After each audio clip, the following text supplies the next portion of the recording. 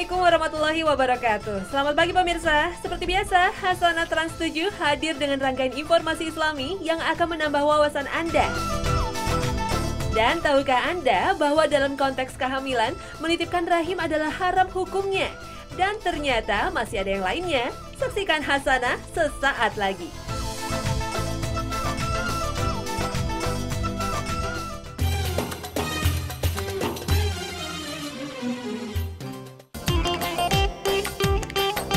Wanita dalam Islam memiliki tempat yang mulia. Hal ini bisa dilihat pada diabadikannya wanita dalam sebuah surat yang bernama Surat An-Nisa. Surat An-Nisa adalah surat keempat dalam Al-Quran. Penciptaan wanita sebagai pendamping pria yang pada akhirnya menjadikan manusia mampu membentuk sebuah keluarga dan menjadi bagian dari ibadah pada Allah yang Maha Besar termaktub dalam Surat An-Nisa ayat pertama. Wanita makhluk lembut dan mulia ini pada mulanya diciptakan untuk menemani laki-laki yang kala itu hidup sendiri di surga. Dialah Siti Hawa, wanita pertama yang diciptakan Allah Subhanahu wa Ta'ala dari tulang rusuk Nabi Adam alaihissalam. Penciptaan wanita dari tulang rusuk mempunyai arti bahwa wanita adalah pendamping bagi sang suami. Tulang rusuk adalah tulang yang dekat dengan jantung dan paru-paru. Sehingga bisa diibaratkan seorang wanita yang solehah akan selalu menjadi denyut nadi dan nafas dari sebuah keluarga yang harmonis dan penuh berkah. Keistimewaan wanita yang utama adalah terdapatnya rahim dalam tubuhnya. Rahim adalah organ reproduksi yang memiliki fungsi utama sebagai tempat perkembangan sebuah janin hingga dilahirkan ke dunia. Proses perkembangan janin dalam rahim ini biasa dikenal sebagai masa kehamilan. Keistimewaan rahim dan proses kehamilan sejatinya telah tersirat dalam Al-Quran Surat Al-Mursalat ayat ke-21 hingga 23.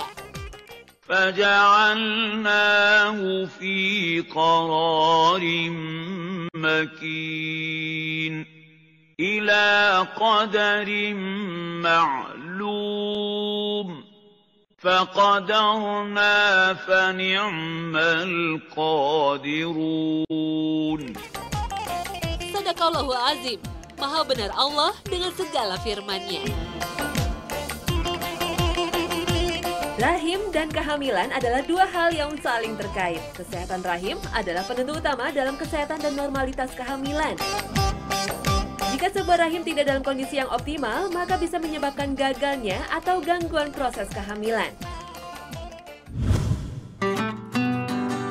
Perkembangan teknologi kedokteran mampu memecahkan masalah kesuburan pada beberapa suami istri. Salah satu teknologi yang menjadi harapan bagi pasangan yang tak kunjung dikaruniai buah hati adalah teknologi bayi tabung. Tapi teknologi ini hanya bisa diaplikasikan pada wanita yang bermasalah pada saluran telur atau oviduct. Biasanya oviduct wanita tersebut tersumbat sehingga proses pembuahan akan sulit terjadi. Nah, teknologi bayi tabung bisa menggantikan oviduct sebagai media pembuahan. Tetapi setelah terjadi proses pembuahan, embrio yang terbentuk harus ditanamkan pada sebuah rahim wanita yang sehat. Dan hingga kini belum ada satu orang pun yang mampu menciptakan sebuah rahim buatan. Rahim wanita juga memiliki kesempurnaan yang membuktikan besarnya kekuasaan Allah Subhanahu wa Ta'ala.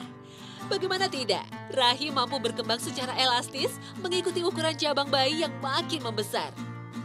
Jika di masa awal masa kehamilan ia hanya menampung satu buah embrio yang berukuran sangat kecil, maka dalam waktu kurang lebih 9 bulan, ia berkembang secara elastis hingga mampu menopang proses perkembangan janin dengan berbobot lebih dari 2,5 kg. Yang lebih mengagumkan, rahim juga mampu menopang perkembangan janin kembar. Pernahkah kita bayangkan jika rahim tidak memiliki elastisitas yang sempurna? Tentu perkembangan janin akan menjadi masalah dan penderitaan bagi para wanita.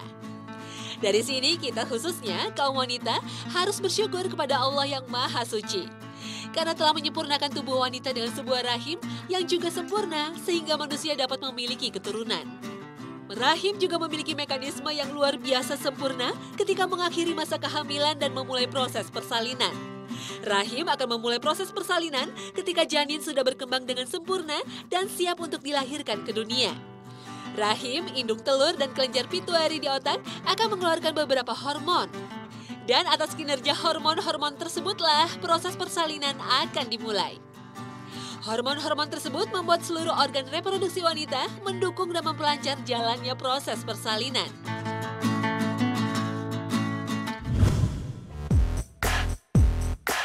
Proses persalinan sejatinya anugerah sekaligus tantangan terbesar dari seorang wanita.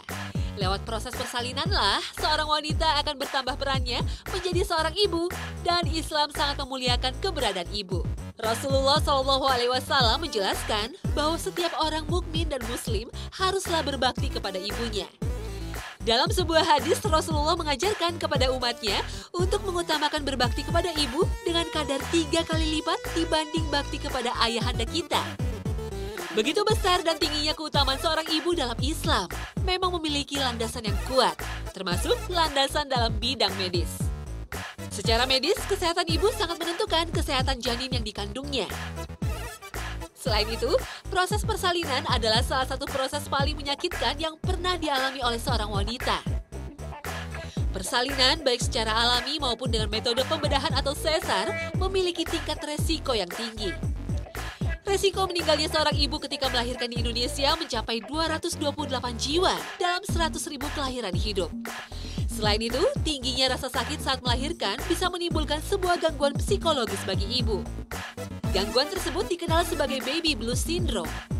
Sindrom tersebut mengakibatkan sang ibu menolak kehadiran sang bayi karena ia merasa sang bayi adalah sumber penderitaannya.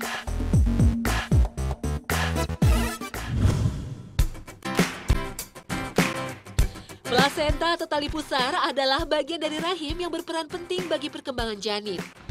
Plasenta yang terbentuk ketika embrio sudah mulai berkembang dalam rahim mempunyai fungsi sebagai penghantar nutrisi dari ibu kepada calon buah hatinya.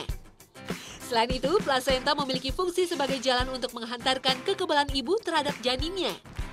Sehingga janin dan bayi yang akan lahir nanti akan memiliki kekebalan terhadap beberapa penyakit berbahaya. Subhanallah, Maha sempurna Allah dengan segala ciptaannya. Penemuan mutakhir di bidang kedokteran terhadap plasenta yang pada saat ini mulai banyak diteliti dan dimanfaatkan sebagai bahan terapi khususnya terhadap beberapa penyakit degeneratif.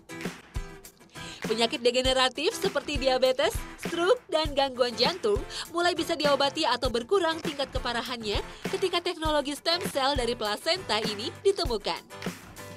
Stem cell atau sel punka pada dasarnya adalah sebuah sel induk yang sengaja dibiarkan menjadi struktur sel baru yang disesuaikan dengan kebutuhan penyakit pada anggota badan. Misalnya struktur sel jantung dengan paru-paru yang posisinya bersebelahan, ternyata struktur selnya berbeda.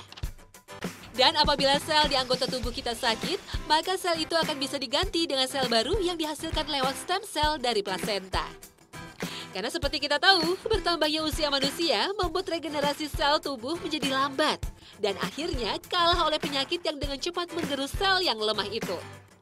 Sel yang rusak oleh penyakit itulah yang digantikan dengan sel segar milik kita sendiri yang disimpan selagi kita dulu bayi.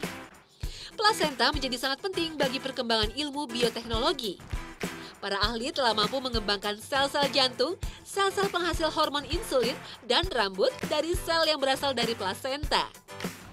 Keberhasilan tersebut membuat plasenta menjadi salah satu organ terpenting yang pada akhirnya disimpan dalam keadaan beku. Tujuan penyimpanan ini adalah untuk mempertahankan stem cell yang ada di dalam plasenta untuk kemudian hari dimanfaatkan dalam bidang kedokteran. Sayang, manfaat yang luar biasa ini masih harus dibayar mahal secara ekonomi. Seandainya saja ada terobosan yang membuat penyimpanan plasenta ini murah, tentu akan banyak jiwa yang bisa diselamatkan.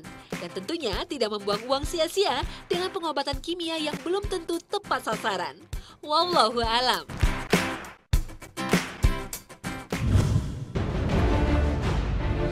Ada lagi bagian dari rahim yang berperan penting pada saat kehamilan. Adalah air ketuban. Dalam Al-Quran, air ketuban telah tersurat dalam surat Az-Zumar ayat ke-6.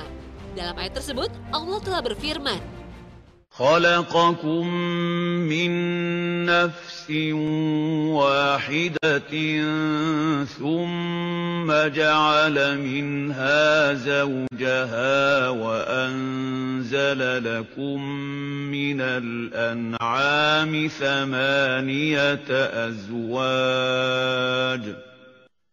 يَخْلُقُكُمْ فِي بُطُونِ أُمَّهَاتِكُمْ خَلْقًا مِّن بَعْدِ خَلْقٍ فِي ظُلُمَاتٍ ثَلَاثٍ ذَٰلِكُمُ اللَّهُ رَبُّكُمْ لَهُ الْمُلْكُ لَا إِلَٰهَ إِلَّا هُوَ فَأَنَّىٰ تُصْرَفُونَ. Tiga kegelapan ini diartikan sebagai kegelapan di dalam perut, kegelapan dalam rahim, dan kegelapan dalam selaput yang menutup anak dalam rahim. Kegelapan terakhir inilah yang bisa dikaitkan dengan keberadaan air ketuban dalam proses kehamilan. Karena setelah dipelajari, kegelapan dalam selaput anak dalam rahim tersebut diartikan sebagai amnion sak atau kantung amnion. Dan di dalam kantung tersebutlah air ketuban berada. Maha benar Allah dengan segala firman-Nya.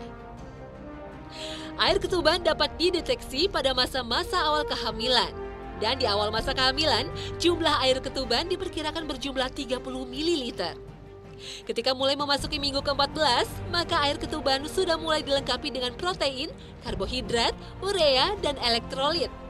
Bahan-bahan tersebut sangat dibutuhkan dalam proses perkembangan janin. Produksi ketuban mulai meningkat pada usia kehamilan minggu ke-20. Di usia tersebut, jumlah air ketuban diperkirakan mencapai 400 ml. Air ketuban terbentuk dari plasma darah ibu dan produksinya akan semakin meningkat ketika kulit janin mulai terbentuk. Al-Quran secara tersirat telah menjelaskan proses kehamilan dan produksi air ketuban dalam rahim wanita. Surat Ar-Rod ayat ke-8 menjelaskan bahwa Allah mengetahui apa yang dikandung oleh setiap perempuan dan kandungan yang kurang sempurna dan yang bertambah. Dan segala sesuatu pada sisinya ada ukurannya. Maha benar Allah dengan segala firman-Nya. Air ketuban dapat berjumlah hingga 800 ml pada usia kehamilan di minggu ke-28.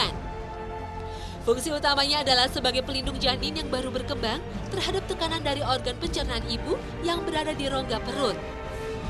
Rahim secara anatomi terletak di bawah rongga perut. Aktivitas usus dan lambung saat mencerna makanan bisa menekan rahim. Dan air ketubanlah yang mempunyai fungsi sebagai penahan tekanan tersebut sehingga posisi janin tetap stabil dan proses perkembangannya tidak terganggu. Di dalam rahim pada dasarnya janin akan selalu berada di tengah, tidak menempel di dinding rahim. Dan air ketuban memiliki peran penting dalam menjaga posisi ini. Karena dengan berada di tengah, maka janin bisa bergerak dan berputar, membuat tulangnya dapat berkembang dengan baik. Perkembangan paru-paru janin juga sangat bergantung kepada air ketuban. Pada dasarnya, janin akan menghisap air ketuban hingga masuk ke dalam paru-parunya. Proses ini sangat penting dalam perkembangan paru-paru sang janin. Proses perkembangan janin juga sangat sensitif terhadap perubahan suhu.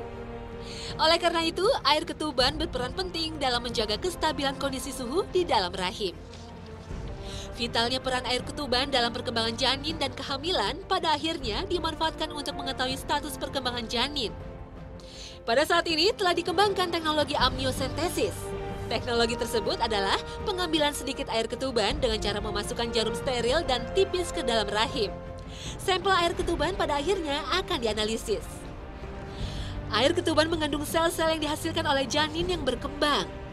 Di dalam sel tersebut terdapat kromosom yang dapat memberikan informasi genetik apakah janin tersebut berkembang secara normal atau mengalami kecacatan. Selain itu, analisis air ketuban juga dapat mengetahui apakah janin tersebut menderita penyakit yang diturunkan oleh ibunya seperti diabetes atau lainnya. Pemanfaatan terkini dari air ketuban adalah juga sebagai sumber dari sel punkah atau stem cell. Seperti tali plasenta, air ketuban mengandung sel-sel yang dihasilkan oleh janin. Dan di antara banyak sel tersebut, terdapat beberapa sel yang mampu berubah menjadi sel lain yang bisa dikembangkan untuk membentuk sel otak, hati, dan tulang. Subhanallah. Pemirsa, peran penting air ketuban dalam proses perkembangan janin adalah bukti sahih atas kuasa Allah Subhanahu wa Ta'ala.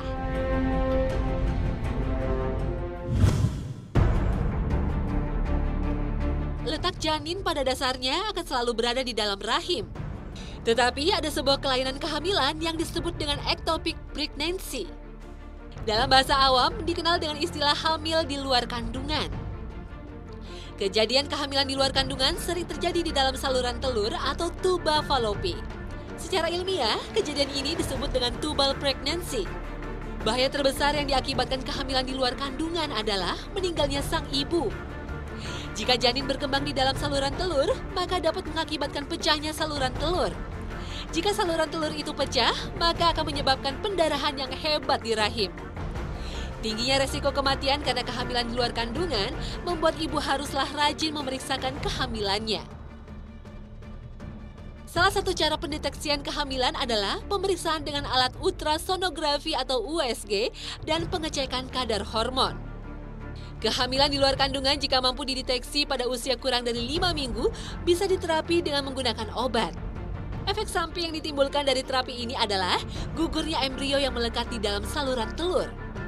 Embrio yang gugur tersebut pada akhirnya akan keluar dengan sendirinya bersamaan dengan darah yang keluar pada saat menstruasi. Jika embrio yang berkembang di saluran telur telah berusia lebih dari 6 minggu, maka dikhawatirkan akan mengakibatkan kerapuhan bahkan pecahnya saluran tersebut. Sehingga langkah medis yang dilakukan adalah dengan melakukan operasi pengangkatan embrio sekaligus memotong saluran telur yang rapuh. Hingga saat ini belum diketahui pasti faktor yang menjadi pemicu kehamilan di luar kandungan. Tetapi kebiasaan merokok dan penggunaan alat kontrasepsi spiral adalah salah satu pemicu kehamilan di luar kandungan.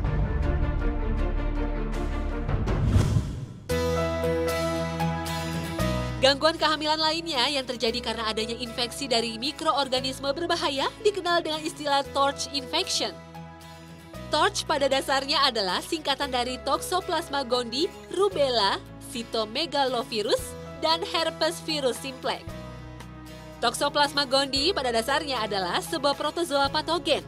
Toxoplasma gondii pada dasarnya memiliki sifat dapat menginfeksi manusia dan hewan sehingga dikategorikan sebagai penyakit zoonosis. Hewan yang dapat mengandung Toxoplasma gondii adalah kucing, burung, tikus, dan hewan ternak seperti babi serta kambing. Manusia bisa tertular Toxoplasma karena tertelan telur protozoa tersebut, sehingga infeksi Toxoplasma sangat terpengaruh oleh sanitasi lingkungan. Infeksi Toxoplasma gondii pada ibu hamil bisa mengakibatkan keguguran atau kelahiran bayi dengan kondisi cacat seperti hidrosefalus, kanker otak, dan gangguan psikologis. Dan ternyata Toxoplasma tidak hanya menginfeksi wanita, laki-laki yang terinfeksi bisa mengalami gangguan hati. Rubella adalah sebuah virus yang dapat mengakibatkan kecacatan bawaan pada bayi jika menginfeksi ibu hamil. Cacat pada bayi yang diakibatkan infeksi rubella diantaranya adalah tuli, kelainan katup jantung, serta kebutaan. Cytomegalovirus dan herpes virus adalah kelompok virus yang bisa menyebabkan kecacatan berupa gangguan pada hati bayi sehingga lahir dalam kondisi kekuningan.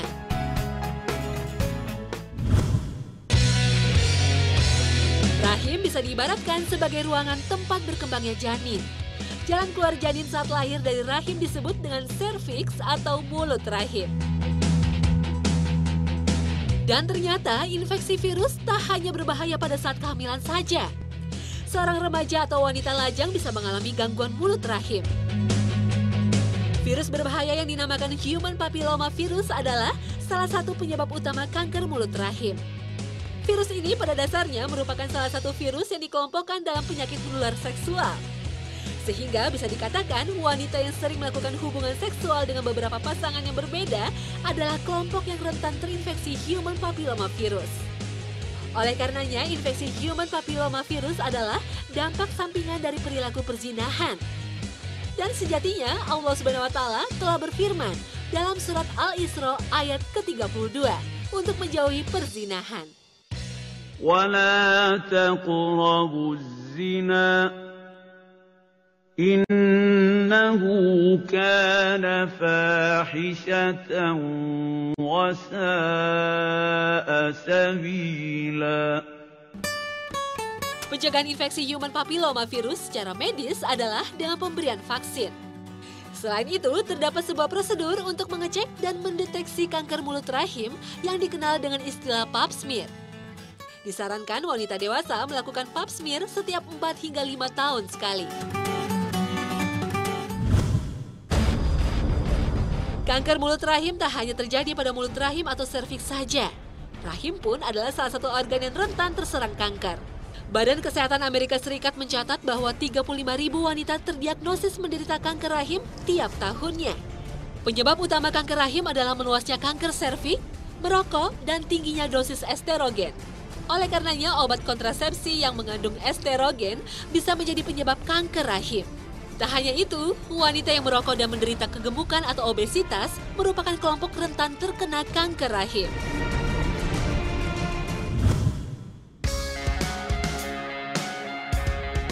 Masalah gangguan kesuburan yang lazimnya dialami seorang istri yang tak kunjung mengandung biasanya terletak pada kesehatan rahimnya. Proses kehamilan pada dasarnya sangat tergantung pada organ indung telur, saluran telur, dan rahim.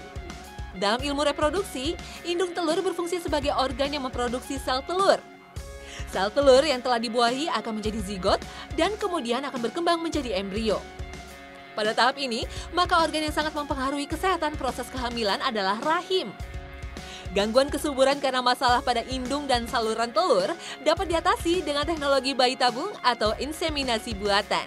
Tetapi, gangguan kehamilan yang disebabkan oleh tidak sehatnya rahim coba diatasi dengan teknologi rahim titipan. Secara sederhana, rahim titipan berarti menitipkan embrio dari pasangan suami istri kepada seorang wanita dewasa. Sehingga bayi yang secara biologis berasal dari sperma ayah dan sel telur ibu akan dilahirkan dari rahim wanita yang bukan ibunya. Dan Islam telah melarang praktek rahim titipan. Lahirnya bayi dari rahim wanita yang bukan ibunya adalah sebuah tindakan yang menyalahi fitrah.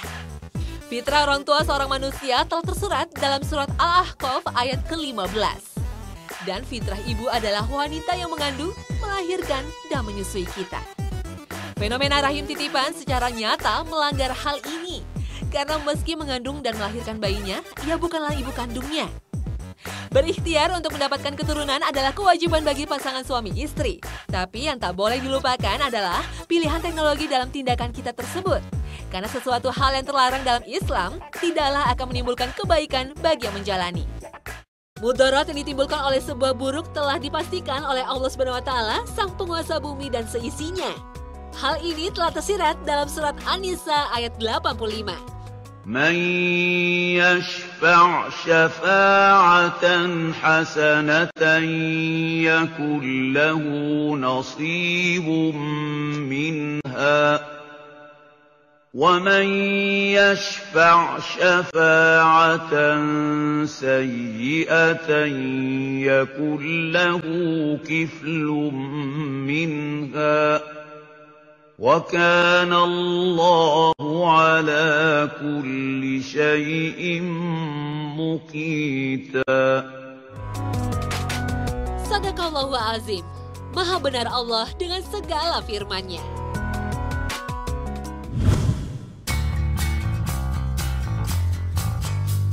Nah pemirsa, inilah akhir kebersamaan kita dalam Hasanah pagi ini. Saksikan selalu Hasanah setiap hari Senin hingga Jumat pukul 5 pagi waktu Indonesia Barat. Terima kasih atas perhatian Anda dan wassalamualaikum warahmatullahi wabarakatuh.